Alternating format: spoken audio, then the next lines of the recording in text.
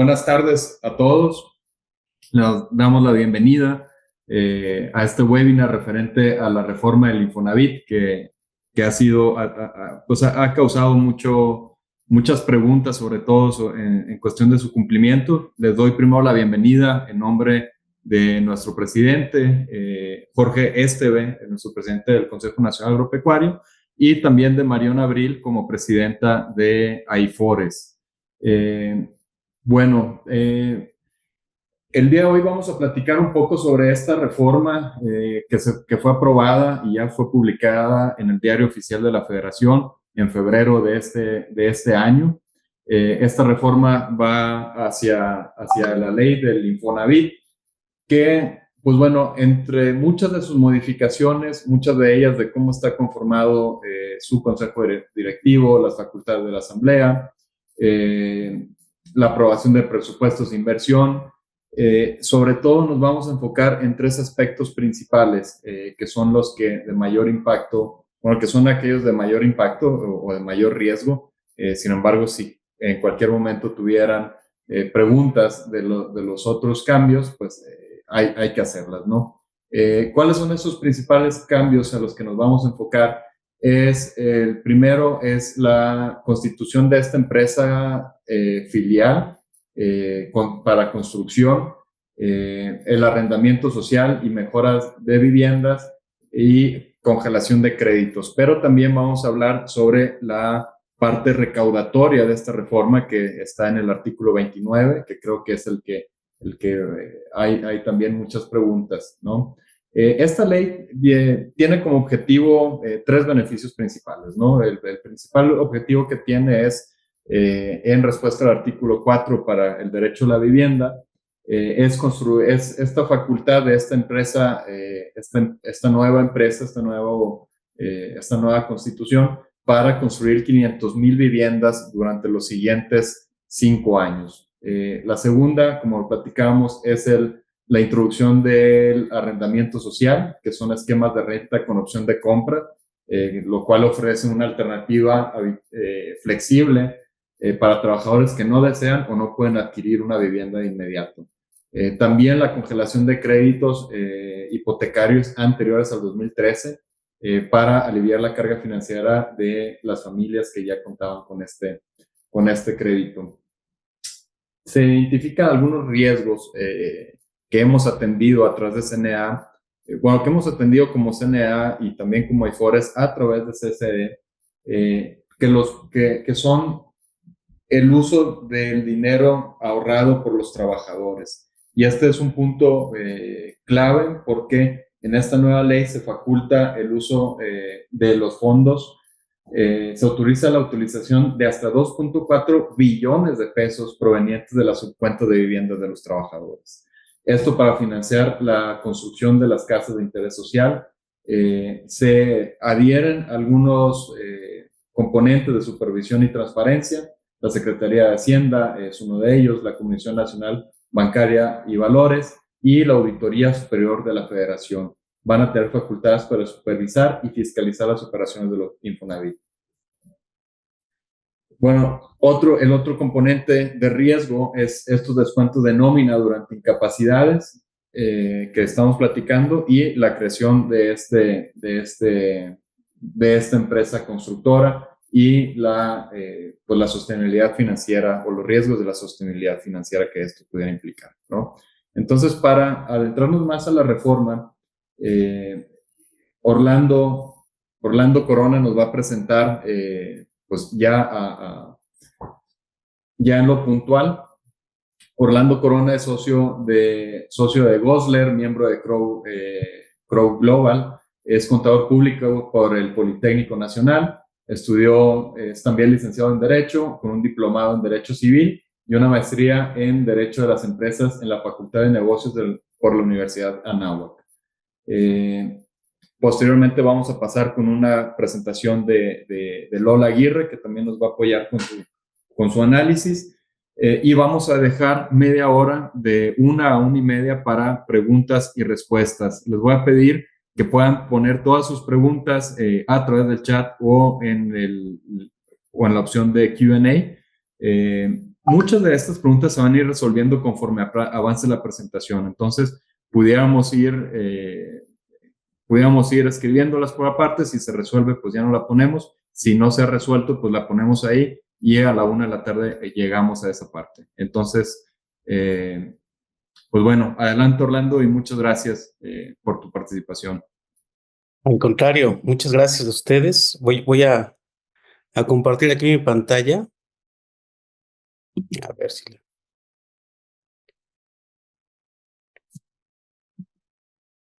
¿Sí la están viendo? Sí, ¿verdad? Sí, muy bien. Bueno, pues muchas gracias por la presentación, sí, mi querido Juan Pablo. La verdad es que es un resumen muy puntual de los temas fundamentales de la reforma, sin lugar a dudas, de los cuales vamos, desde luego, a ahondar más en esas cuestiones, ¿no? Desde luego es una reforma muy importante. Sí ha habido participación, desde luego, del sector empresarial, entre ellos, desde luego, también el Consejo Nacional Agropecuario. Y por eso es que vale la pena ver la reforma, aunque sea de manera muy rápida y muy ágil, de forma completa, porque sí hay aspectos que de inicio en el proyecto que se presentó de origen, ¿verdad? Hay modificaciones y se ve desde luego la participación del sector privado en ese tipo de modificaciones. Hay temas que nos preocupan, ¿sí? Que se atenuaron de cierta forma. No es la reforma, digamos, ideal que hubiéramos nosotros preferido, querido, pero creo que sí hay aspectos que se mejoraron de cierta forma o se atenuaron en algún sentido, ¿no? Bueno, hay que empezar por analizar que esta reforma es consecuencia también de una reforma constitucional que se publicó en diciembre pasado. Es una reforma que modificó el artículo 4 constitucional y el 123, apartado A, que habla precisamente de las relaciones de trabajo en el sector privado, ¿no? ¿Qué es lo que se incorpora? Primero, pues que establece que la vivienda debe ser adecuada, ¿sí? Era digna, de cierta forma. Hoy cambian el término, ¿verdad?, de vivienda adecuada. Digna y decorosa la cambian por el concepto de vivienda adecuada, que eso tiene una definición en la ONU y Hábitat que permite garantizar el derecho humano y que tiene 7 aspectos fundamentales: seguridad de tenencia, disponibilidad de servicios, asequibilidad, habitabilidad, accesibilidad, ubicación y educación, perdón, adecuación cultural, ¿no? O sea, son esos aspectos lo que significa este concepto de vivienda adecuada. Entonces, no es un tema subjetivo, es un tema definido ya en acuerdos internacionales. Y esto es relevante. Entonces, ¿en qué cambia esto? Bueno, pues sin lugar a dudas, este concepto de darle esa categoría que ya existía también, aunque no de manera expresa, pues sí te cambia definitivamente un panorama desde el aspecto del control. Por ejemplo, que todas las autoridades de todos los niveles tienen la obligación de vigilar que se cumplan adecuadamente. Y esto para la empresa pues implica mayor fiscalización, mayor vigilancia, en fin, que son aspectos que tendremos que poner mucha atención en el futuro, ¿no? Como antecedente. El artículo 123 también se modifica y da origen precisamente al concepto de que el Infonavit regresa al tema de construcción. Así inició el Infonavit, y allá en el 92 hubo una reforma que le quitó esa capacidad de construir y de únicamente como un tema de otorgamiento de créditos hipotecarios, ¿no? En la exposición de motivos de esos años del 92 decía por qué se optó, porque no era eficiente la operación. Muchos lo sabemos, o sea, no es una agradable experiencia el Infonavit como constructor, y además en la exposición de motivos se señalaba que le costaba el 30% más los costos de construir una vivienda que cualquier empresa del sector privado. Entonces, esperemos que no lleguemos a esas situaciones, pero como antecedente vale la pena ahí considerar, se regresa esta característica. Se incluye también la opción para los que los trabajadores puedan rentar vivienda, renta social, como una opción incluso previa a la adquisición. Es una renta, ¿verdad?, con opción de compra. Y establece a nivel constitucional esta disposición y establece también un límite a nivel constitucional que no puede representar más del 30% del salario.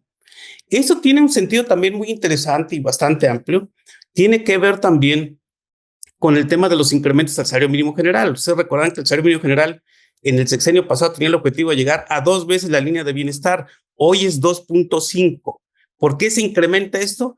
Precisamente por este carácter de derecho humano que tiene el tema de la vivienda. ¿no? Entonces le incrementan al salario mínimo general precisamente para incorporar dentro de este monto mínimo la cantidad necesaria para poder acceder a ese tipo de rentas sociales, ¿no? Se establece también la vivienda adecuada como derecho humano, reiterativo también el 123 constitucional, pero así se establece. Entonces, ese es el antecedente de la reforma. Ese antecedente no hablaba de modificar gobierno corporativo y los aspectos que hoy establece la ley. Y eso resultó sorpresivo, ¿no? Pero es el antecedente. Creo que vale mucho la pena partir desde ahí para el análisis, ¿sí? Ahora, empezamos con el decreto que se publicó el 21 de febrero, ¿sí? En Diario Oficial de la Federación, que incluye reformas a la ley del Infonavit y a la ley federal de trabajo. En primer término, bueno, el carácter de constructor que se señala en la reforma, ¿verdad? A través de una empresa filial de naturaleza mercantil que no se considera entidad paraestatal por disposición de ley, ¿verdad? Y que va a tener el capital mayoritariamente del Infonavit, es decir, de los trabajadores, ¿sí? Entonces, esa es la característica en un plazo de 30 días que ya están, que se cumplieron ya y que precisamente el día de ayer, ¿verdad? Se da a conocer ya la constitución de esa sociedad y se designa al director de esta empresa. Entonces, esto, digamos, ya se cumplió. Se incorpora esta figura de alquiler con un pago de renta máximo del 30% del salario y opción de compra futura, que es lo que comentábamos. Las aportaciones patronales se reitera, aunque ya de cierta forma se contemplaba, son patrimonio del trabajador. Y eso es un tema, desde luego, relevante también, o sea, es inembargable, por ejemplo, no puede ser objeto de garantías, ¿no? Es un tema del patrimonio que entra en ese contexto de nuestra legislación mexicana en el tema de la protección, ¿sí? Entonces, creo que ese también es un tema relevante. No será objeto de fiscalización en lo general, pero sí la estructura de las AFORES que tienen también en ese sentido esta facultad para vigilar el adecuado cumplimiento, ¿no? La reestructura de la gobernanza del Infonavit es un tema también que al principio generó mucha polémica. ¿Por qué? Porque se rompía el tripartismo, ¿no? Bueno, el equilibrio más bien, aunque estaban representados todos, se rompía el equilibrio. O sea, había mayoría del sector gobierno, ¿sí? Había voto de calidad para el director general del IMSS, había derecho a veto también el director general. O sea, tenía una serie de cuestiones que no estaban, pues, acordes a las buenas prácticas de gobierno corporativo. Esto me parece que también se modificó y aquí hay que destacar también la participación del sector empresarial para atenuar esto. Ese fue un tema de mucha preocupación, ¿sí? Entonces, ¿cómo queda el tema? Bueno, se elimina la figura de directores sectoriales, tanto obrero como empresarial, que eso sí también es una pérdida que ya no se pudo restituir. Estos directores participaban en la operación y el sentido de esto es que patrones y trabajadores participaran tanto del gobierno como de la parte ejecutiva u operativa. Ese es el sentido de los directores sectoriales. Entonces nos quedamos, digamos, sin esa representación. La Asamblea General se redefinió con 30 integrantes, 10 de cada sector, periodo de 6 años, y tendrán a su cargo, fíjense más qué importante, entre otras cosas, el programa de inversión de vivienda, que quiere decir la disponibilidad de los recursos para destinarlos a la vivienda como se ha señalado y como ha sido objeto de preocupación. Hoy hemos escuchado que pues tendrán disponibilidad para los recursos. Esta incorporación fue muy importante y conjuntamente con esto en la Asamblea General se mantiene la paridad, en efecto, ¿verdad? Se le quita el voto de calidad al director, o sea, el director va a tener un voto igual que los del sector gobierno, ¿verdad? Pero no un voto de calidad, ¿sí? Y va a haber una decisión, digamos, equilibrada. Esto es importante porque entonces ya le quitas ese control excesivo que se contemplaba y lo dejas a la Asamblea, hasta la Asamblea General, que sí tiene ese equilibrio para tomar ese tipo de decisiones, ¿sí? Tan solo veamos, yo ahorita lo comentaba Juan Pablo, se van a construir 500,000 viviendas en el sexenio. Vamos a iniciar con 20,000 en este año.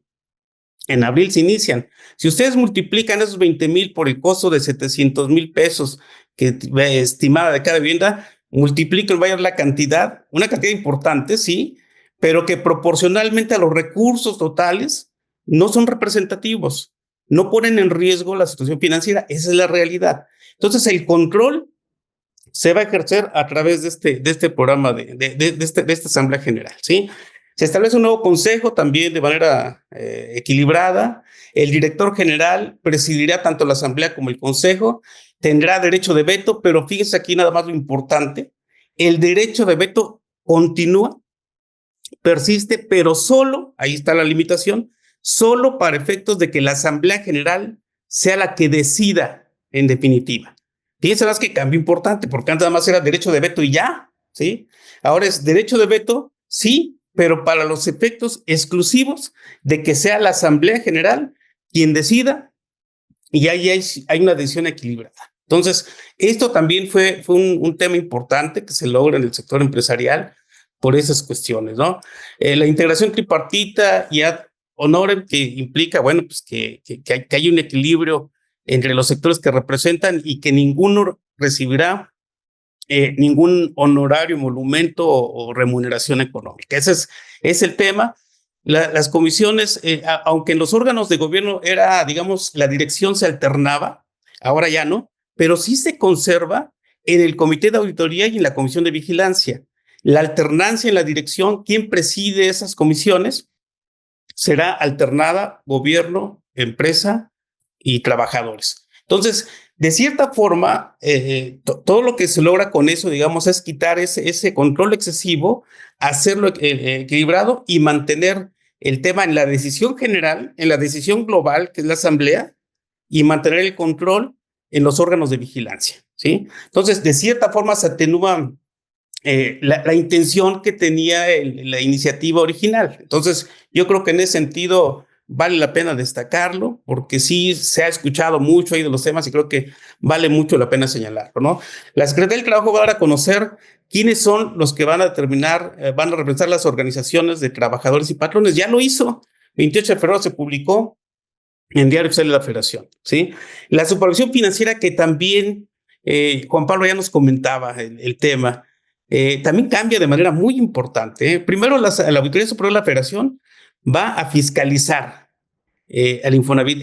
La Secretaría, la Auditoría Superior de la Federación no fiscalizaba al Infonavit por una simple y sencilla razón, porque el Infonavit no tiene recursos públicos. Sus recursos son del sector privado, de los patrones en beneficio de su trabajador. El gobierno federal no aporta recursos públicos. Por eso la Auditoría Superior de la Federación no auditaba al Infonavit. ¿Lo va a hacer por qué? Porque los recursos que se destinen a esta empresa de construcción, esta empresa filial, van a ser considerados recursos públicos para ese efecto. Consecuentemente, serán objeto de fiscalización y otro tipo de cuestiones que también la ley establece, ¿no? Esa es la razón. Y la Secretaría de Hacienda y Crédito Público seguirá emitiendo normas prudenciales sanas. La función de la Comisión Nacional Bancaria de Valores sí la limitaron mucho, porque antes tenía la facultad de establecer lineamientos, procedimientos, vigilar, supervisar, sancionar, inclusive, ahora no lo tiene. Pasó a ser de un, digamos, agente controlador, ¿no? O regulador, a ser un auxiliar de la Secretaría de Hacienda y Crédito Público. O sea, tristemente así lo podemos dejar claro, ¿no? Se obliga así mayor transparencia, que esa también fue una exigencia del sector empresarial, que se publiquen mensualmente información de esta nueva empresa para ver cuáles son las licitaciones, quiénes son los proveedores, qué recursos están manejando, en fin, eso también es un tema ahí que se establece. Ahora, también hay que ver aspectos de mejora también para los trabajadores, ¿no? O sea, ¿qué es lo que se establece en la disposición? Se prohíbe la actualización de los saldos de créditos de vivienda. Y eso va a tener un impacto financiero importante al Infonavit, en detrimento de los ahorros de los trabajadores, ¿sí? Eso es un tema. O sea, yo te presto y a partir de que tú das un crédito al Infonavit, no se va a actualizar el monto del crédito, ¿sí? Y en ese sentido, los descuentos que se van a hacer será sobre el saldo insoluto, o sea, el saldo que va restando sin actualización. Entonces, ¿es un tema que puede afectar financieramente al Infonavit? Sí, sin duda, ¿no? Se fija un plazo de 30 años para el pago de créditos y se libera de inmediato las garantías hipotecarias cuando se acaba de pagar o se cancelar el adeudo, en fin, sin ningún costo para los trabajadores. Todos los gastos notariales serán por cuenta del Infonavit, ¿sí? Se elimina la suspensión del descuento para el pago de créditos, que eso lo vamos a comentar con más amplitud más adelante, que no es un tema tampoco de casualidad, digamos, es un tema que sí se tiene contemplado como una intención del Infonavit, ¿verdad? Para que el patrón sea quien pague los créditos cuando hay periodos de incapacidad y ausentismos. ¿Cuál es el origen de esto? Pues al Infonavit se le ha complicado mucho la recuperación de cartera en estos casos, ¿sí? Y tiene una cartera vencida muy, muy importante, ¿no? De cerca del 22% de cartera vencida, que es muy, muy relevante, ¿no? Y todo se derivó a partir de un anuncio que hubo en el sexenio pasado, el presidente en ese entonces, que mencionó en algún momento, ¿verdad?, que a nadie se le iba a quitar su casa del Infonavit. Y eso fue interpretado por muchos trabajadores como, bueno, si no pago mi crédito, entonces no me la van a quitar, ¿no? Y se incrementó de manera muy importante la cartera vencida. Entonces, este tema no es una cuestión de casualidad, no es un efecto colateral, o sea, sí hay una intención, me parece que debemos de tener mucho cuidado y mucha atención con esto, y por eso es que necesitamos comentarlo con mucho más detalle, ¿no? El nuevo esquema de retenciones para arrendamiento social va a seguir el mismo camino seguramente. Hay que tomar en cuenta, hay que establecer un plazo ahí en total 180 días para poder establecer reglas y poder establecer ya el otorgamiento de este arrendamiento social. Pero la retención, ya en la Ley Federal de Trabajo ya contempla esa retención que puede hacer el patrón. Seguramente seguirá el mismo camino que hoy tenemos para el descuento de amortización de créditos, en cuanto a periodos de ausencias, en cuanto a periodos de incapacidad. Entonces, esos temas son relevantes por el impacto que pueden generar, sin lugar a dudas, pero además por la tendencia de crecimiento, porque va a haber más créditos hipotecarios, ¿sí? Y va a haber más renta social. Entonces, si hoy tenemos cierto número de acreditados, por ejemplo, esta cantidad puede incrementarse de manera importante en los siguientes años, ¿no? Entonces, el tema es muy importante y habrá que seguirlo con mucha atención. La Ley Federal de Trabajo también contempla ahí entonces los descuentos del 20% del salario y en el caso de 30 para rentas, sí, ahí se viene contemplado, en este caso para los trabajos que perciben el salario mínimo general, lo que está establecido en el artículo 97 de la ley. Otro cambio importante, muy importante que debemos tener en cuenta, es que cuando una persona deje de estar sujeta a una relación de trabajo, puede recuperar su saldo del Infonavit. Y aquí hubo un cambio importante, porque antes de la reforma, uno podía hacerlo a los 50 años, si quedaba privado de un trabajo remunerado y ya no estabas optando por alguna pensión o simplemente ya no ibas a continuar una relación sujeta a la afiliación al IMSS, tenías posibilidad desde los 50 años de recuperar ese saldo. Hoy ya lo modificaron, ¿verdad? Entonces, cuando tengas y cumpla los requisitos de edad que establece la ley del Seguro Social para pensionarte, puedes disponer. Y la primera edad que contempla la ley para retiro son 60 años, que es la pensión por cesantina edad avanzada, ¿no? Entonces, ese también es un cambio importante que habrá que tomar en cuenta, ¿no? Hay otros aspectos, por ejemplo, trabajadores incapacitados, que en este caso, si la incapacidad es permanente o es mayor al 50%, hay un seguro, ¿verdad?, en el crédito que le cancela su crédito y en ese sentido, ¿no? Pero si el trabajador llega a recuperarse, llega a rehabilitarse, y eso se logra cuando puede obtener un ingreso diferente, digamos, al que recibía, pero suficiente para poder subsistir, se considera entonces que ya, digamos, se recuperó y entonces tendrá nuevamente que reactivar su crédito, pagar lo que quedó pendiente, ¿no? Pero si vuelve a quedar sin una relación de trabajo, también tiene el derecho a volver a solicitar la cancelación de su crédito. Eso es lo que establece esta norma, ¿no? Ahora, el tratamiento de ausentismo sin incapacidad, que es el tema hoy me parece que de mayor impacto inmediato incluso en el tema de la relación del patrón ante el Infonavit, ¿no? Ese es un tema fundamental. ¿Qué es lo que establece esta disposición? Que es el artículo 29, en efecto, se modifica el penúltimo párrafo, ¿sí? Que pasa a ser el antepenúltimo porque se incorpora una nueva fracción. La combinación de estas disposiciones implica que se elimina la posibilidad de suspender los descuentos por ausencias e incapacidades en los términos de la ley. Ustedes saben que en materia de Seguro Social y Infonavit, el Infonavit está homologado en varias disposiciones relacionadas con el tema del salario base de cotización, ¿verdad? Con el tema de pagos, periodicidad de pagos, en fin. Y eso no es la excepción. El tratamiento que teníamos en ausencias e incapacidades era igual que el del Seguro Social, que está establecido en el artículo 31 de la Ley del Seguro Social. Con esta reforma, lo que quiere decir entonces, ya no aplicamos esto. Pero además, o sea, ya no estamos homologados con la Ley de Seguro Social.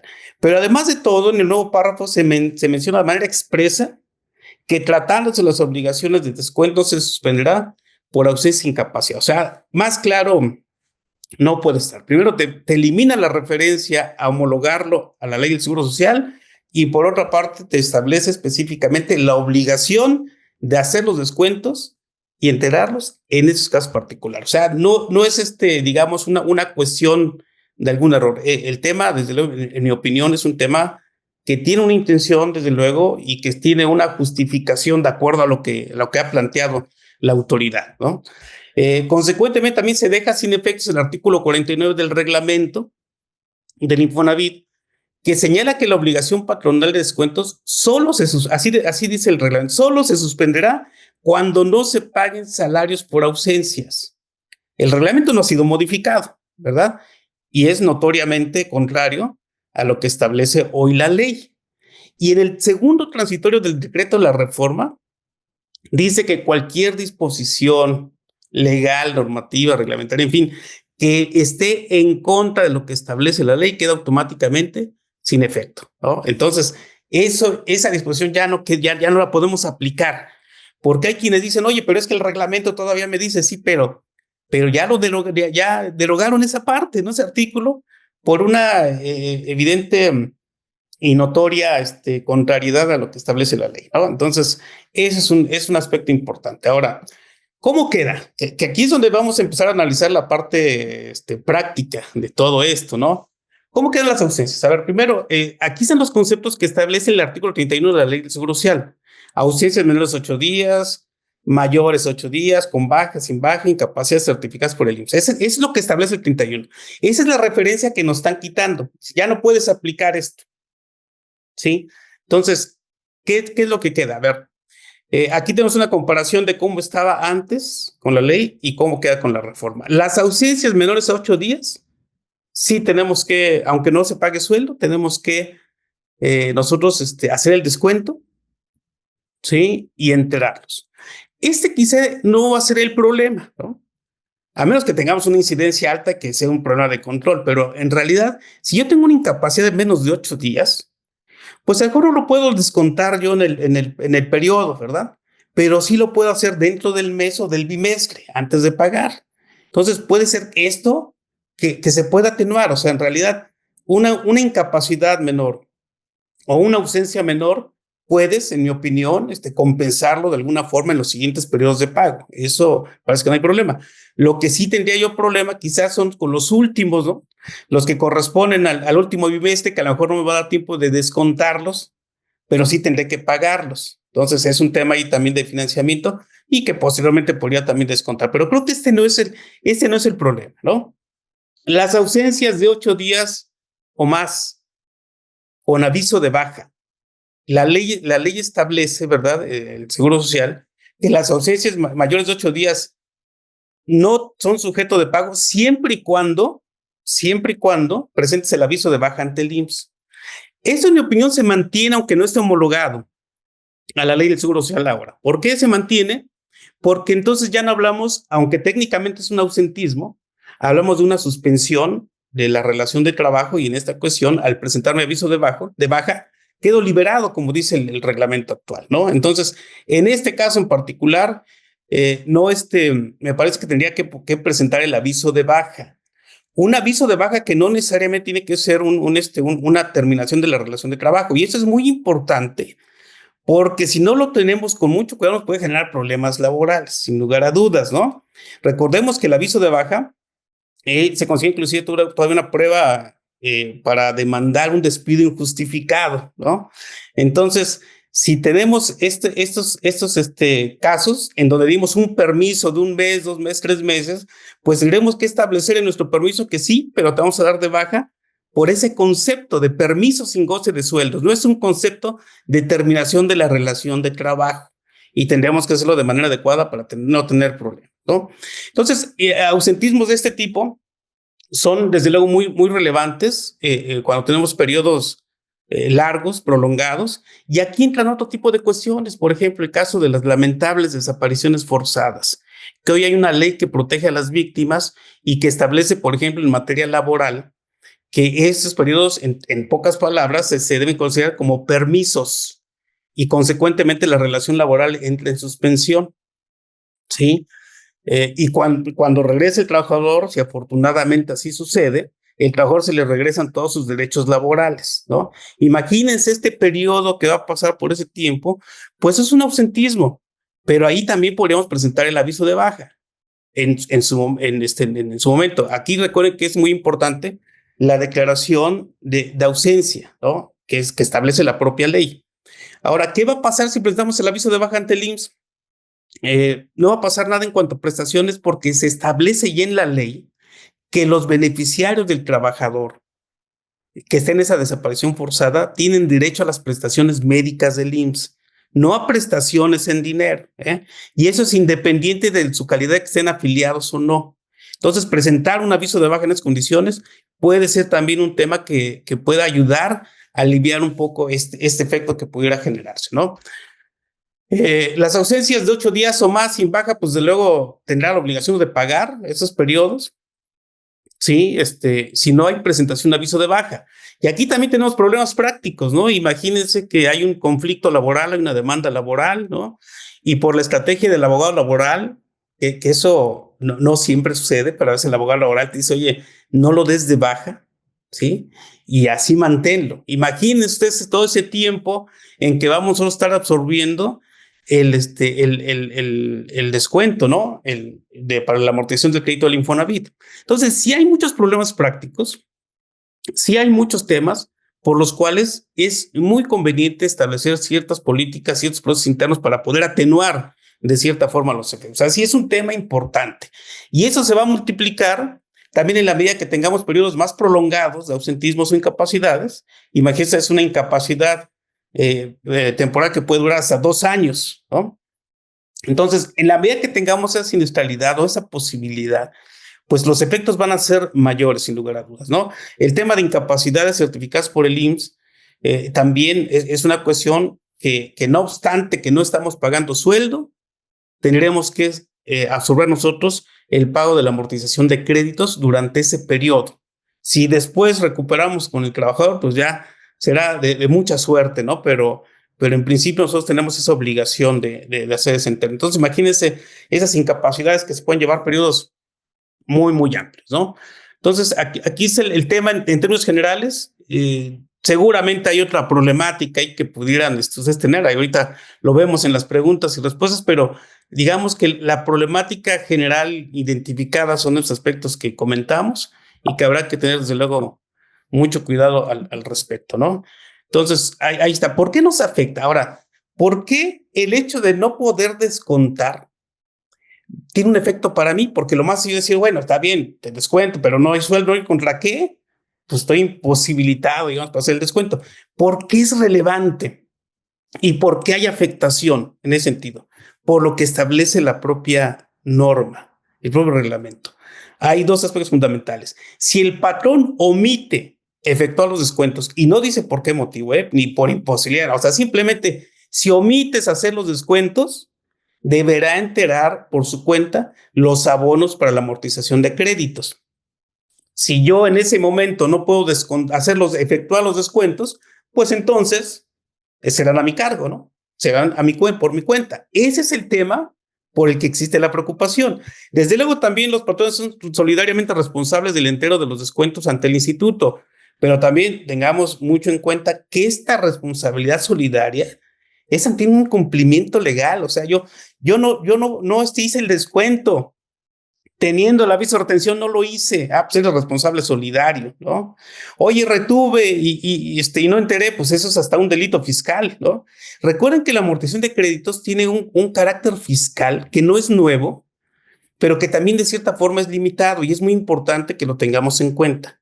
Allá por el 90, no, por el 2006, no mal recuerdo, a finales del 2000, de la primera década de este siglo, hubo una resolución de la Suprema Corte de Justicia de la Nación diciendo, oye, sí tienen carácter fiscal. ¿Por qué se dio esa resolución? Porque ustedes recuerdan, quizá algunos recuerden, que el Infonavit pretendía cobrar las amortizaciones de créditos de hace 10 años, de hace 8 años, ¿no? ¿Por qué? Porque decían, es que no prescriben. Hubo medios de defensa, desde luego, lo atrajo la Suprema Corte de Justicia de la Nación y lo que resolvió es sí tiene carácter fiscal y consecuentemente tu capacidad para determinar un crédito caduca en 5 años y la prescripción de un crédito también, ¿sí? Entonces, sí tiene un carácter fiscal, desde luego, que también habrá que considerar en los riesgos que esto puede generar, ¿no?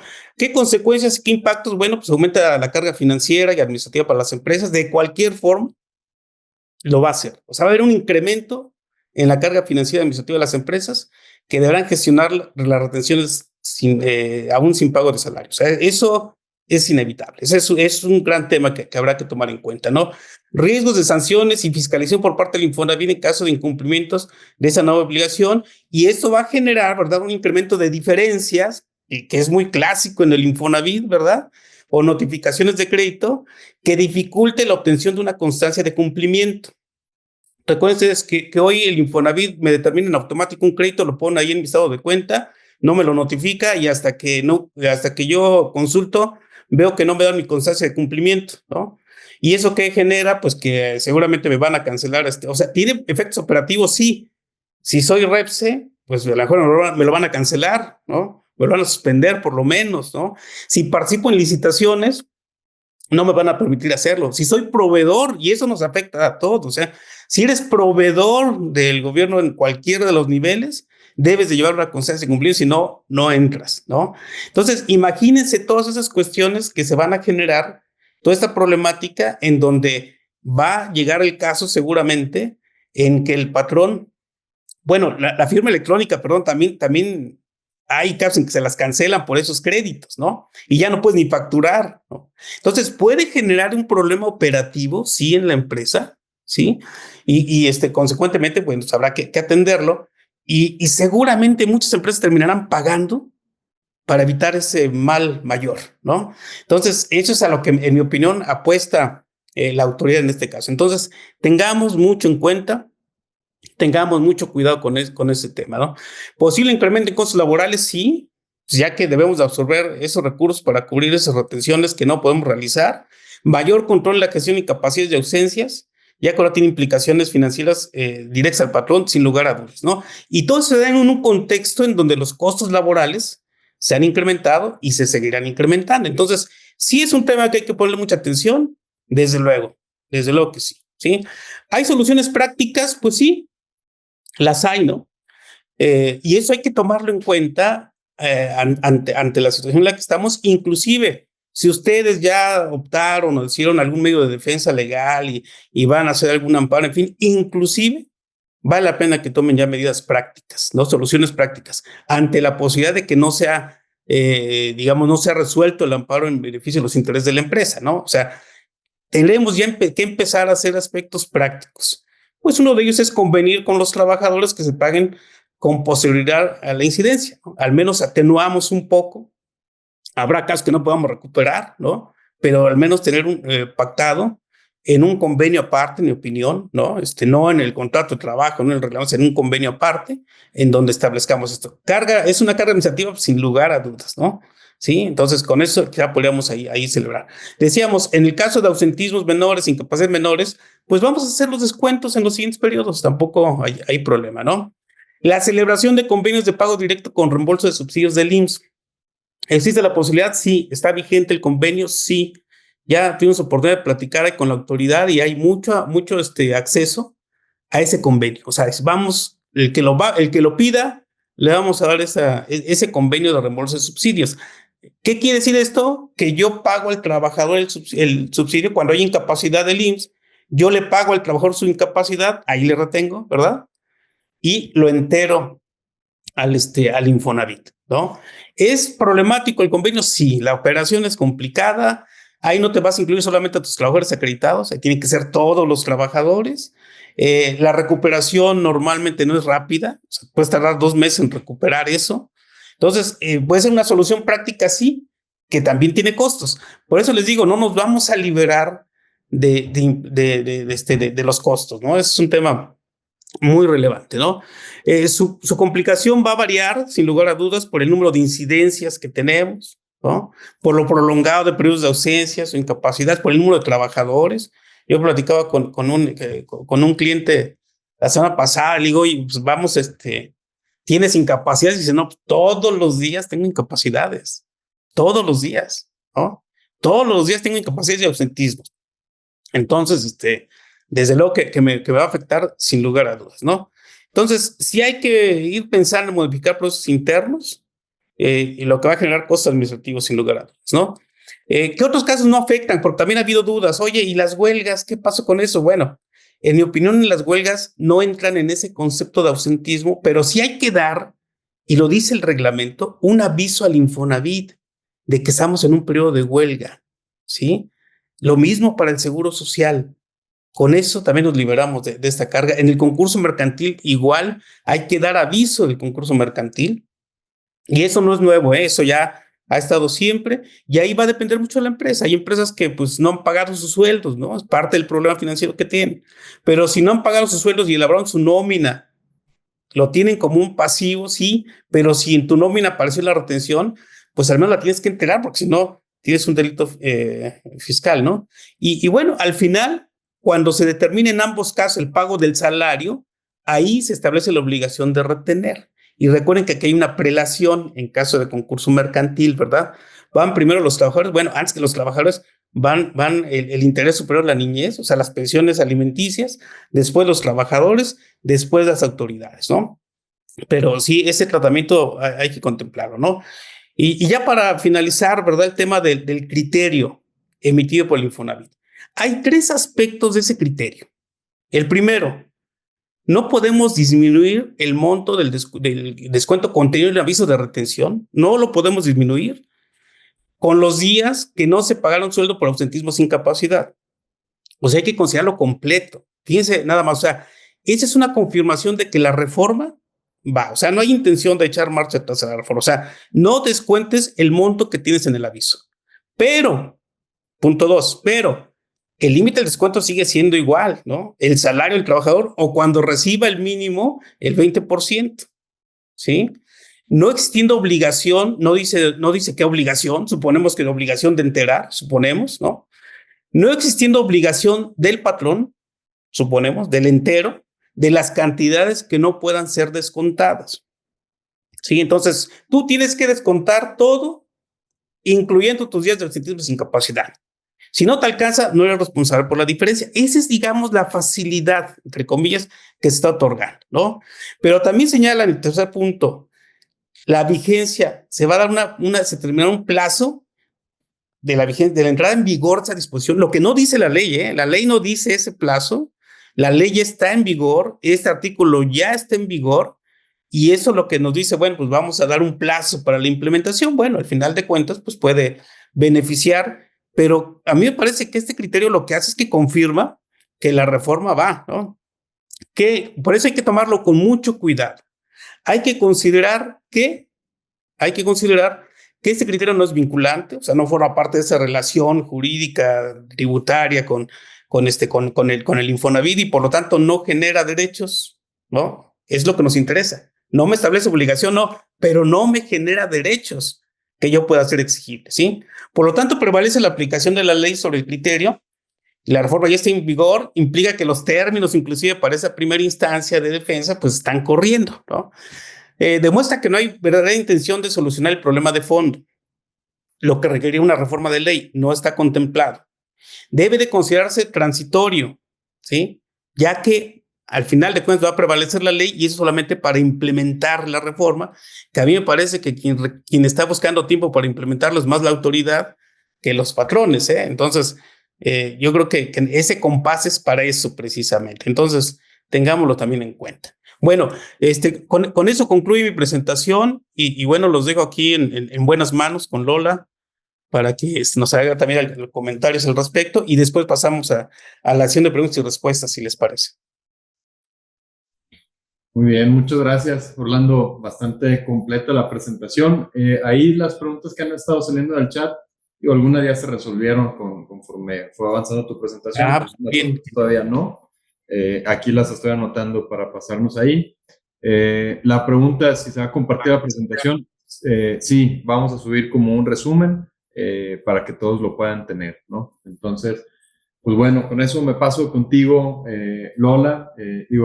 Lola Aguirre, pues es ya conocida también en la industria, con mucha trayectoria, es abogada por el ITAM, con un diplomado en juicios de amparo por la Universidad Iberoamericana, entre otras funciones que ha tenido.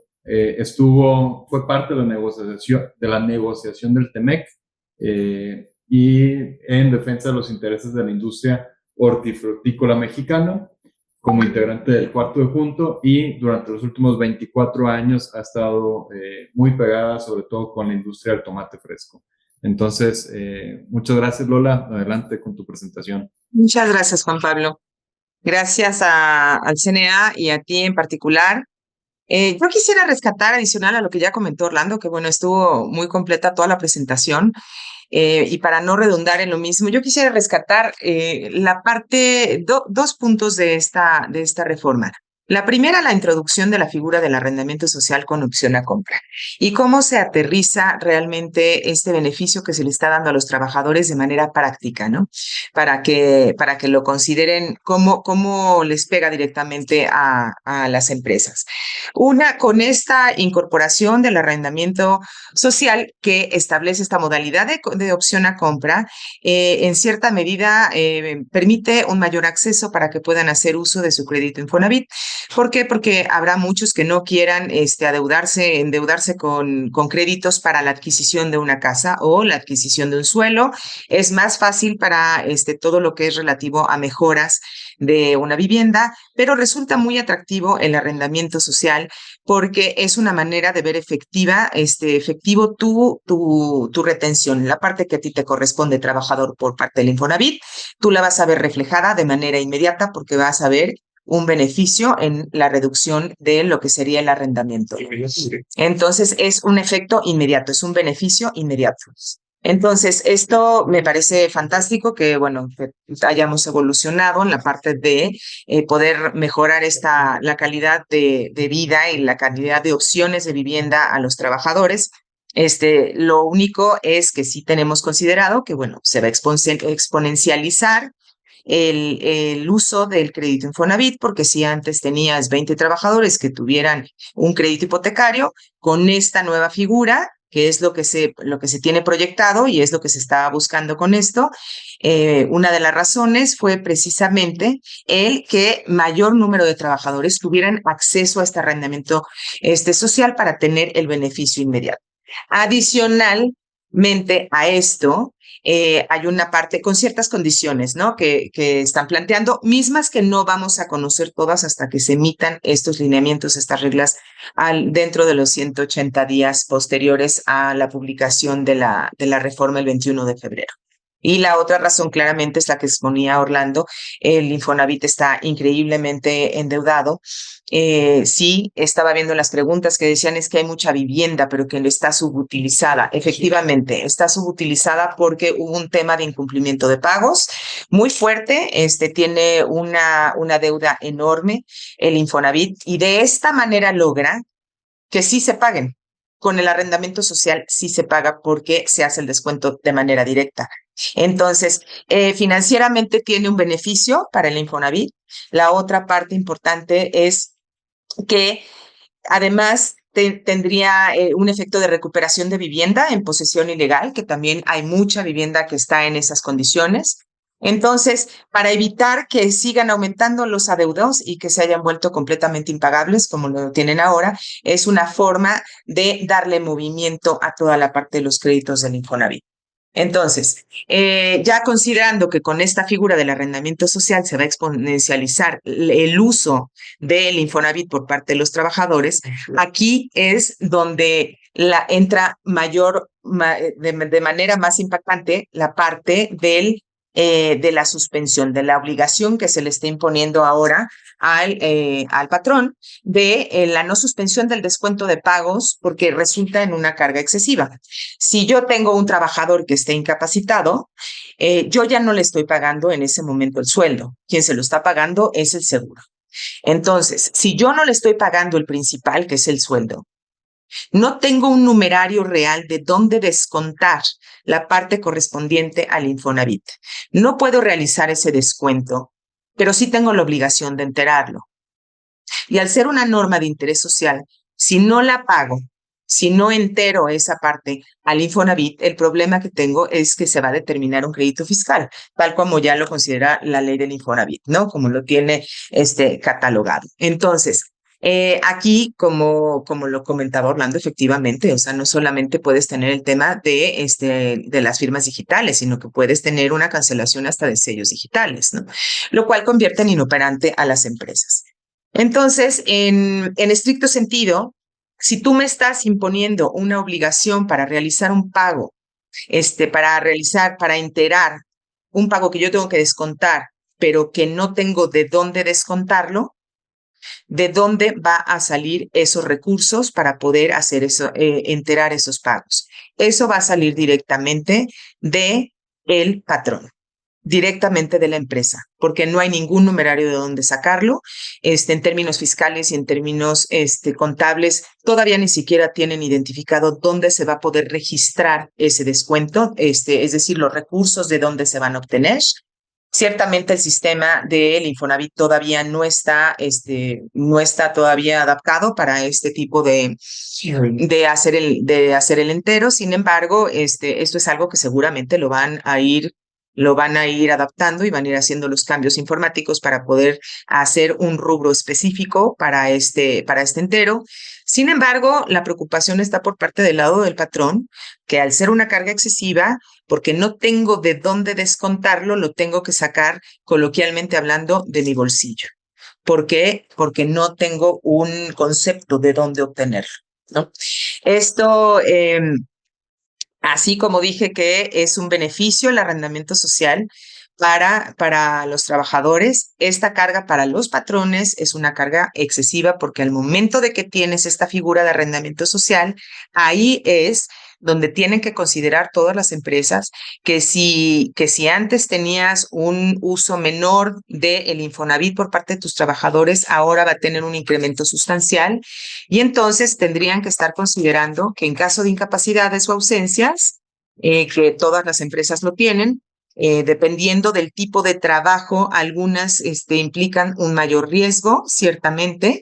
Esta reforma le pega absolutamente a todos los sectores y a todo tipo de trabajadores. Entonces, ahí lo que se tiene que considerar es cómo estarían las empresas obteniendo el recurso o de dónde estarían obteniendo el recurso para realizar estos descuentos y hacer estos enteros al Infonavit. Sí tiene un fin recaudatorio, ciertamente, esta reforma, que ahora, bueno, la Auditoría Superior de la Federación va a poder fiscalizarla, pero tiene un efecto de recuperación por parte del Infonavit y otro efecto de recaudatorio, ¿no? Entonces, pero finalmente dentro de las finanzas y la operación del Infonavit y cuál sea la reestructuración financiera que tenga el propio instituto, es un tema de administración pública que ahora va a estar fiscalizado por la Auditoría Superior de la Federación. La preocupación aquí para todas las empresas es de dónde voy a obtener los recursos, ¿no? Sí, sé que muchos de ustedes han confiado un poco en el criterio que publicó el Infonavit. Sabemos que el Infonavit el propio titular del Infonavit, tanto en la comparecencia que tuvo en la Cámara de Senadores como en una mañanera, comentó que no estaban de acuerdo con el planteamiento exactamente como se había hecho, lo cual puede ser una de las razones, y esto es especulativo ciertamente, una de las razones por las que hayan emitido este criterio. Que el criterio no es, primeramente, no es vinculante, es un criterio interno del Infonavit, que en ningún momento va a cambiar lo dispuesto en la ley. Siempre va a prevalecer la ley, y para que esta obligación cambiara, quitando, señalando la suspensión del pago para el patrón, tendrían que modificar la ley. Este criterio solamente es, yo lo consideraría informativo porque ni siquiera es claro, tiene una parte interpretativa cuando dice que en esos casos no tendrá la obligación para el patrón respecto a la cantidad en los casos en los que no pudo ser descontado. Sin embargo, no establece cuáles son esos supuestos en los que no pudo ser descontado. ¿Por qué no pudo ser descontado? Porque mi sistema informático no me lo permitió, porque no contaba con los recursos, porque no tenía cómo registrarlo. No establece cuál es esa imposibilidad para realizar el pago. Lo cierto es que hoy por hoy, como está la ley planteada, el patrón tiene esta obligación de realizar el pago, de descontar de un numerario inexistente y hacer el entero. Tiene que salir a su bolsillo. Podría decirlo que tendría que ser a fondo perdido porque no se planteó ningún esquema de compensación ni de devolución. Hasta el momento no se ha planteado absolutamente nada de esto. Entonces, aquí la carga sería enteramente para el patrón, ¿no? Es por eso que la realidad es que lo conveniente y lo conducente sería impugnar esta parte en particular. Hay muchas partes del decreto que son totalmente rescatables y que además son valiosas para la mejora de calidad de vida del trabajador, me queda claro, y dejar en evidencia precisamente eso, ¿no? Que no es que se esté en contra de todo el contenido, sino única y exclusivamente para esta parte correspondiente a que se le mantenga esta carga al trabajador de la no suspensión del pago, porque no hay de dónde obtenerlo. Tendría que ser directamente de los recursos del patrón. Esas serían básicamente las observaciones, Juan Pablo. De acuerdo, Lola, pues muchas gracias. Creo que englobaste muchas de las dudas que han estado surgiendo y que salió ahí con Orlando también. Entonces, me voy a pasar esta última media hora a la parte de preguntas y respuestas. Voy a tratar de englobar pues aquellas preguntas que se han estado repitiendo. Bueno, yo creo que esta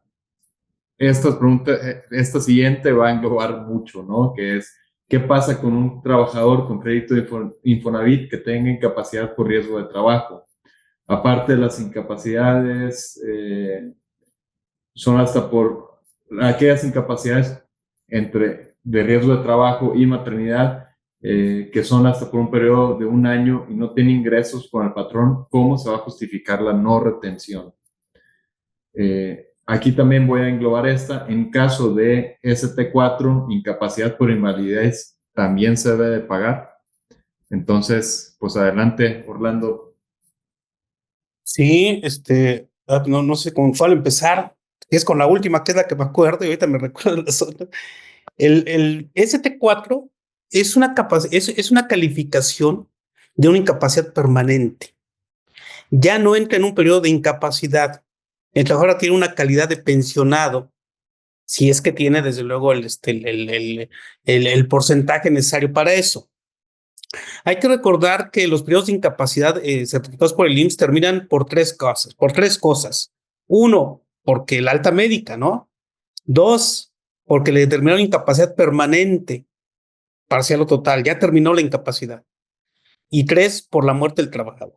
Entonces, ya en una calificación de ST4, ya no es una incapacidad temporal.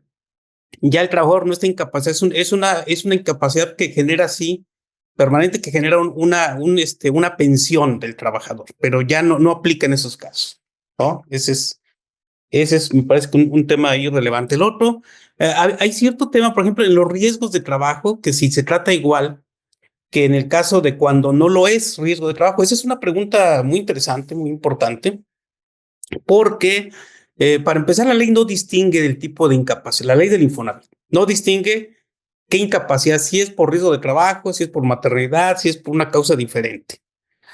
Esa diferencia es relevante para efectos laborales, para efectos de seguro social, pero no lo es para el Infonavit. El Infonavit dice, oye, no, nada más incapacidad, ya, cualquiera que tenga certificado de incapacidad por la causa que sea, entra en esto, ¿no? Ahora, ¿qué efecto tiene si que sea riesgo de trabajo? Si hay un efecto interesante laboral, si hay un efecto interesante, ¿por qué? Porque en un riesgo de trabajo no se suspende la relación de trabajo. Por eso el trabajador recibe el 100% de su sueldo como certificado de incapacidad. En una incapacidad que no es riesgo de trabajo, eh, no se, no, no, bueno, la maternidad es aparte, la maternidad también está protegida y eso pagas el 100% y todo, ¿no? Pero ahora el caso de incapacidades que no son riesgo de trabajo, sí se suspende la relación de trabajo. Hay una suspensión, la incapacidad del trabajador para prestar el servicio es un motivo de suspensión de la relación de trabajo. Por eso ese trabajador no se le paga el 100%, se le paga el 60%, lo paga el IMSS como una prestación diferente y no se le paga desde el primer día de incapacidad. Los 3 primeros no se les pagan por esa diferencia, ¿no? Entonces, esto podría caber, cuando lo que no es riesgo de trabajo podría caber en un concepto de suspensión de la relación de trabajo, ¿sí? En ese sentido que tiene aplicación diferente en la ley del Infonavit y en el reglamento correspondiente, ¿no? Habría que explorar esa alternativa en los casos particulares, pero podría dársela ahí el tratamiento, pero me parece que esos son de los temas que irán generando precedentes, ¿no? Ahorita por lo pronto la norma es muy general y si tiene certificado de incapacidad por motivo que sea, hay obligación de retener. Entonces yo ya no nos arriesguemos, ahorita no nos precipitemos, pero sí es un tema interesante que genera precedentes sin lugar a dudas más adelante.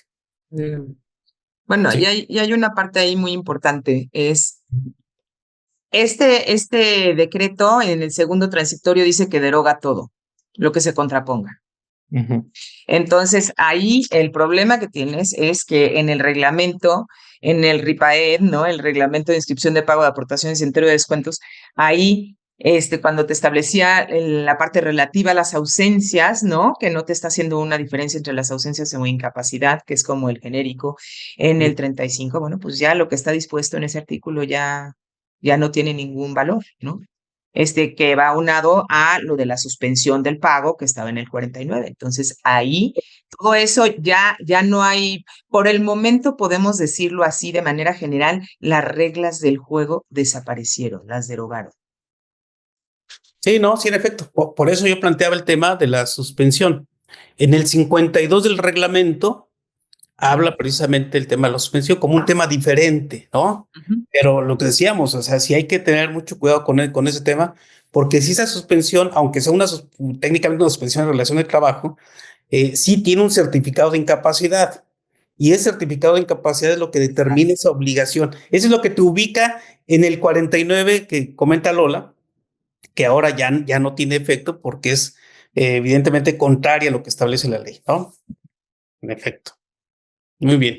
No sé qué otro tema de todas las preguntas que mencionaste, Juan Pablo, pero Creo que eso lo cubrió eso. Orlando. Sí, bueno. Eh, a ver, otra pregunta. Si lo que le queda de percepciones a un trabajador no alcanza a cubrir el descuento del Infonavit, puede quedar pues, el recibo nómina en cero o incluso negativo, que va también ligado a qué pasa cuando un trabajador no alcanza a cubrir los descuentos del Infonavit por el ingreso libre que le debemos de dejar de acuerdo a la Ley Federal del Trabajo.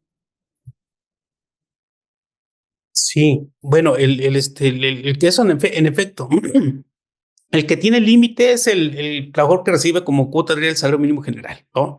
Ahí no podemos descontar más del 20%. Si eso no es suficiente, pues habrá que, ahí tenemos un problema que ya existe en la actualidad, o sea, ese es un problema práctico, ¿no? El otro tema es los trabajadores que no reciben el salario mínimo general no tienen tope, su tope es el sueldo, su salario. ¿Puede quedar en ceros? Sí, sí. Y hay casos, y hay muchos casos de esto. Imaginen ustedes comisionistas o personas que tienen salario variable que en un bimestre tuviera un salario alto, pero en el siguiente ya no, y su salario base de cotización bajó, ¿sí? Y la cantidad que tienen que retenerle es mayor a lo que tiene en su nómina en ese periodo, ¿no? O sea, esa problemática ya existe, ¿no? Entonces, si el tope es el salario y tienes que convenir con el trabajador de que o bien le descuentas menos para no dejarlo sin recursos, ¿verdad? Y lo descuentas posteriormente en otra forma que te pueda facilitar, pero esos son los tipos de los conflictos que te generan ya en la actualidad. O sea, sí tienes como tope, pero oye, tampoco vas a dejar al trabajador desprotegido. Pacta con él, acuerda con él que puedas en siguientes periodos hacer descuentos o inclusive de otras prestaciones, porque aquí hacían también la pregunta, ¿puedo descontar en otras prestaciones como son vacaciones, compensaciones, en fin, toda serie de cosas? En mi opinión, sí, pero hay que pactarlo ahí también con el trabajador, ¿no? En esos casos en particular. ¿Sí? Gracias, Orlando. Bueno, Moir, aquí hay otra pregunta, porque englobaste también en tu respuesta muchas de las otras. Otra pregunta aquí, Lola, ¿es factible tramitar un amparo frente a esta situación? Sí, sí, efectivamente. De hecho, hay ya muchas empresas que están presentando, están impugnando este decreto. Nosotros estamos trabajando amparos precisamente, para empresas que tienen que ser en lo particular, en lo individual, porque hay muchas que han preguntado que si pueden ser un gran grupo de empresas, pero aquí tenemos que presentar documentación que efectivamente acredite las afectaciones, ¿no? Entonces, esto lo que tienen que tener todos presente es que esto ya entró en vigor el 22 de febrero, entonces la obligación ya existe al día de hoy, ¿no? Entonces, sí, exactamente, y es muy importante, porque ha habido también confusión en esa parte, no es para trabajadores del campo, es para absolutamente todos los trabajadores, todos los que estén en el seguro, y no importa el nivel, y para todos los sectores, ¿no? Entonces, sí, el plazo para interponer una demanda de amparo para promoverlo se vence el 7 de abril, pero se tendría que estar trabajando desde antes, ¿no? Ujú. Sí, sí, en Gracias. efecto, me parece que esa es una buena alternativa, ¿no? De llevar a cabo el amparo, sin lugar a dudas. El momento me parece que existe esta posibilidad, me parece que en este caso como una norma autoaplicativa, ¿no? Parece que esa es la primera oportunidad que se tiene. Si hay argumentos, lo que habrá también que tener mucho cuidado, y ese el problema es cuando se presentan de forma masiva amparos, que yo he escuchado argumentos de abogados que en mi opinión quizás no sean muy procedentes, ¿no? Muchos lo ven como un tema de una parte fiscal, ¿no? Cuando en realidad tiene muchos argumentos en efecto. Hay que tomar en cuenta que se deriva primero de un contrato de crédito hipotecario, ¿no? En donde el patrón no es garante, no es aval, ¿no? Sino simplemente funge como un tema de retención y de pago del crédito, ¿no? Entonces, hay una serie de cosas, de argumentos, nada más que hay que tener mucho cuidado en los que se utilicen, sean los adecuados. Yo he escuchado incluso abogados que dicen es que también hay imposibilidad práctica para pagar, y la realidad no es así. O sea, yo puedo pagar con el SUA actual. Si yo, por ejemplo, ya tuve en febrero incapacidades, no puedo descontar. Hay abogados que dicen, oye, pero es que no puedo pagar porque no se ha modificado el SUA. Sí lo puedo pagar porque al final de cuentas los créditos, la amortización de créditos tiene una formulación que yo puedo y está permitido de cierta forma manipular en el buen sentido, ¿no? O sea, no estamos haciendo un delito ahí y podemos pagar esas cantidades. Entonces, si yo pongo un argumento de este tipo, pues obviamente me lo van a echar abajo, ¿no? O sea, sí hay que tener mucho cuidado con la argumentación.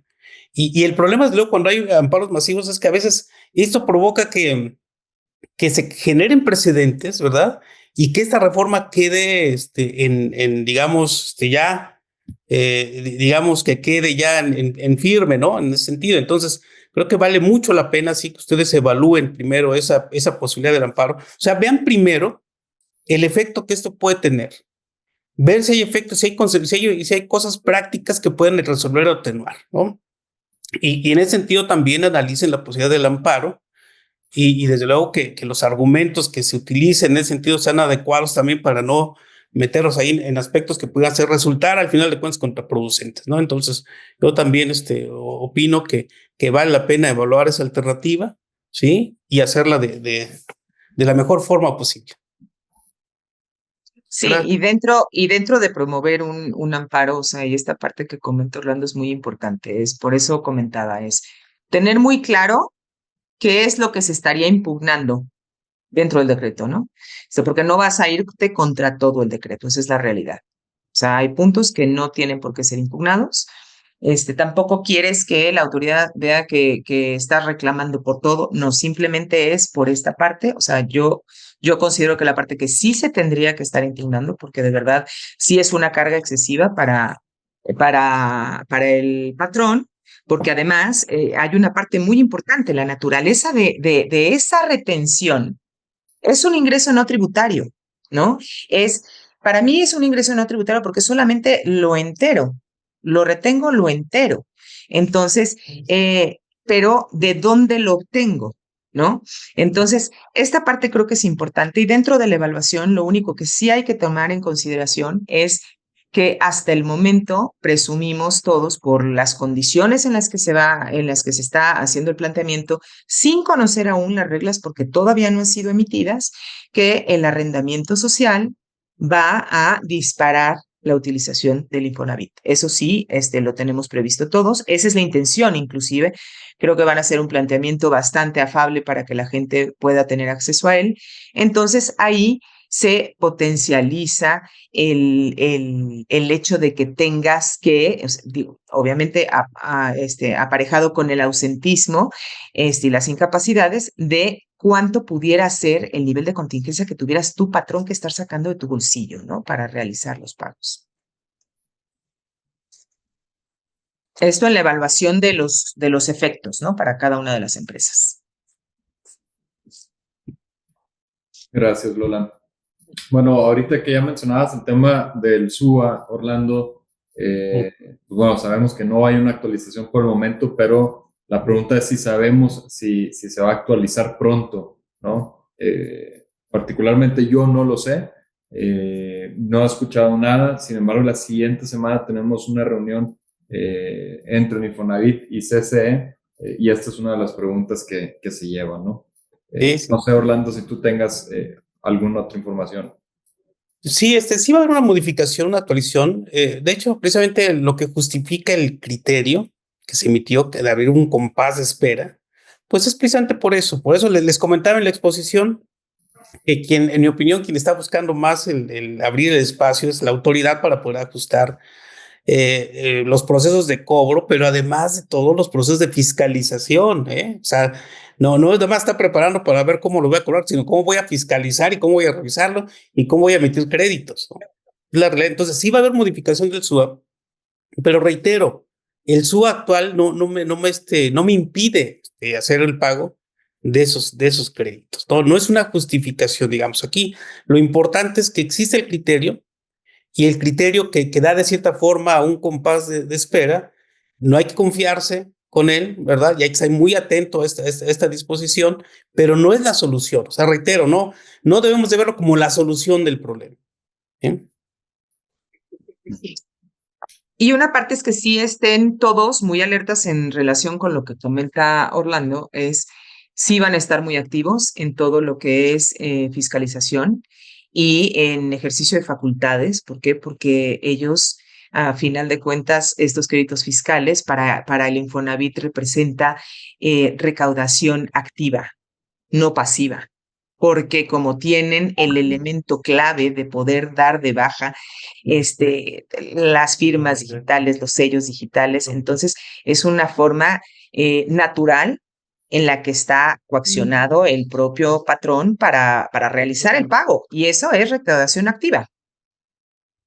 Difícilmente alguien te lo va a impugnar, ese crédito fiscal. ¿Por qué? Por los tiempos que toma, por el esfuerzo, por los costos, pero sobre todo porque necesita seguir operando.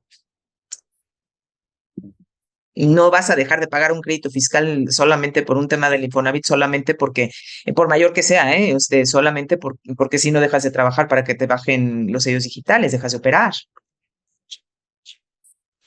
Sí. De acuerdo, gracias, Orlando. Roland. Bueno, ¿habría que modificar o adherir alguna cláusula de descuento al contrato de los trabajadores?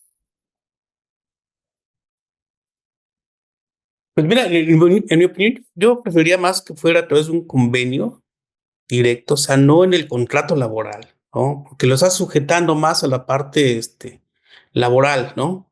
A mí me parece que podría funcionar algún convenio que digo, es una carga administrativa sin lugar a dudas, pero me parece que lo ideal sería en un convenio aparte, ¿no? De esto, y que podría ser incluso como un accesorio de tu contrato, hipotecario, ¿no? O sea, yo reitero, o sea, hay que analizar el fondo de esto y eso se deriva de un contrato que se le ve el Infonavit con el trabajador, ¿no? Es un contrato privado, es igualito que el contrato de hipoteca que se firma con Banamex, con Bancomer, con quien sea, ¿no? Esa es la realidad, ¿no? Entonces, me parece que habrá que verlo en ese sentido también.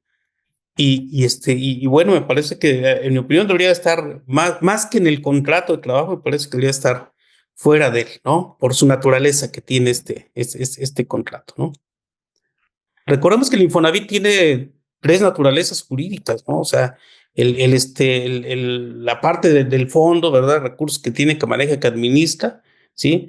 Tiene también el carácter de organismo fiscal autónomo, ¿sí? Lo tiene, claro, pero también tiene esa personalidad jurídica que le permite celebrar convenios como si fuera un particular. Con base en esa atribución, firma los contratos de hipotecarios, ¿no? Entonces, yo iría más por el origen. Me parece que no debería ser un aspecto de la parte contractual laboral, sino aparte. De acuerdo. Lola, ¿tú tienes algún comentario? Sí, yo no estaría muy de acuerdo con celebrar convenios en lo particular porque siempre lo vemos un poco más adelante, es cómo haces valer ese convenio, ¿no? Entonces, en cierta medida a ti la ley te está quitando ese derecho, patrón, te está obligando, la obligación de suspender, o sea, te dicen no puedes suspender, y en el convenio, o sea, si tú acuerdas que cuando regrese de la incapacidad le vas a empezar a descontar, en cierta medida le estás dando la vuelta a esa obligación. Entonces, a mí me parecería complicado hacerlo valer un convenio así. Inclusive creo que podría volverse en tu contra en un momento dado si el trabajador se ve en contra tuyo, ¿no? Entonces, digo, habría que ver en qué términos se establecieran, ¿no? Convenio así, pero creo que será una forma de darle la vuelta también. Gracias, Lola. Hay una pregunta muy, muy puntual que dice, yo pago nómina semanal, los descuentos los hago semanalmente. ¿De qué forma tendrías que hacer el descuento si tienes faltas e incapacidades toda la semana? Pues es la vida problemática que hemos estado platicando en todo el desarrollo, ¿no? O sea, no puedes descontar, hay esa imposibilidad, ¿no? Lo que por eso me parece es descontar en siguientes periodos. Si es una incapacidad que no es muy prolongada, quizá dentro del mismo bimestre tengas la posibilidad de descontar, ¿no? Sí. O convenir con el trabajador el que se haga el descuento de manera posterior, ¿sí? Pero ese es el problema precisamente que nos estamos enfrentando. O sea, cuando yo tengo la obligación de descontar, que dice la ley, ¿sí? Y que al final de cuentas no hay salario, no hay sueldo contra qué descontar. No te queda otra alternativa más que hacerlo de manera posterior. Tratar de recuperarlo de esa forma. De acuerdo. ¿Sí? Mm, mm, Estoy viendo si hay alguna pregunta que se está quedando sin respuesta.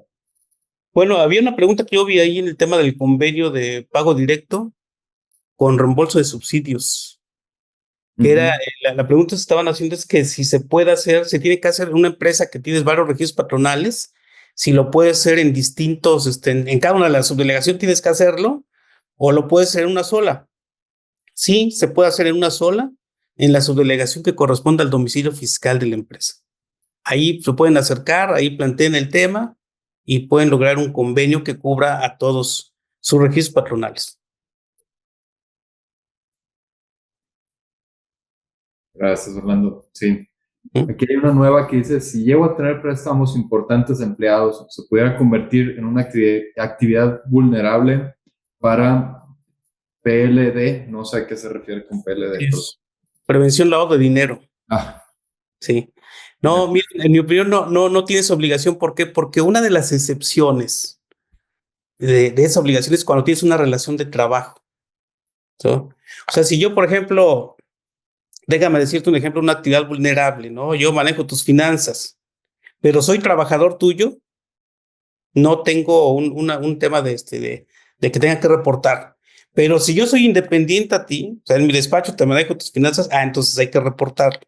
Entonces, una de las excepciones precisamente es que tenemos ese vínculo laboral. No entra como una actividad vulnerable, no es necesario reportar nada en esto.